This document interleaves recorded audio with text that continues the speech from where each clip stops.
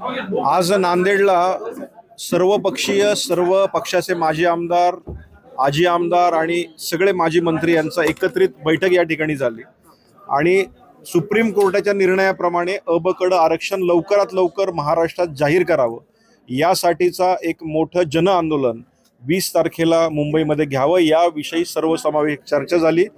आम्ही माननीय माझ्याबरोबर आमदार माननीय सुनीलजी कांबळे आहेत, माननीय जितेश अंतापूरकर आहेत। आम्ही पक्षातले जरी आमदार असलो तरी पण ची भूमिका ही समाजाची आहे आणि समाजाबरोबर राहणं आमचं आद्य कर्तव्य आहे।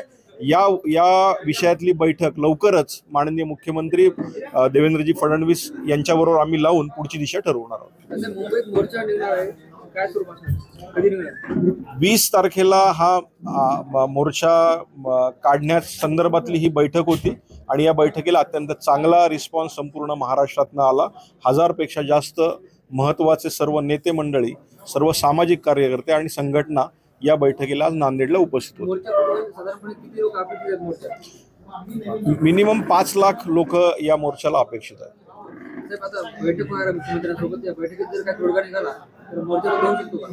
नाही, आता माननीय आमदार सुनील कांबळे आणि मी या संदर्भातलं माननीय मुख्यमंत्र्यांशी चर्चा करणार आहोत आणि त्या बैठकीमध्ये ज्या काही गोष्टी होतील त्यानंतर आमचा पुढचा निर्णय असेल। पण 20 तारखेचा मोर्चा हा नक्कीच 5 लाखाचा मोर्चा या ठिकाणी आझाद मैदानावर होईल।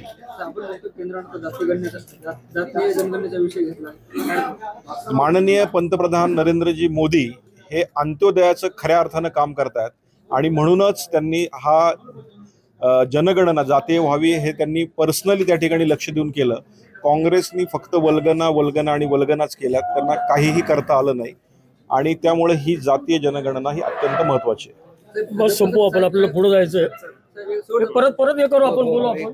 मराठा असेल, मुस्लिम असेल, ओबी असेल, या आरक्षणाचा प्रश्न भाजपला धुळूट ठेवलाय। मातंग समाजाचा प्रश्न मार्गी लागेल असं वाटतं का? मातंग समाजाचा प्रश्न 100% मार्गी लागेल, कारण सुरुवातीपासून मातंग समाज हा भाजपबरोबर राहिलेला आहे आणि आत्ताही या निवडणुकीमध्ये मातंग समाजाने प्रभावीपणे आमच्या सरकारला साथ दिली। धन्यवाद।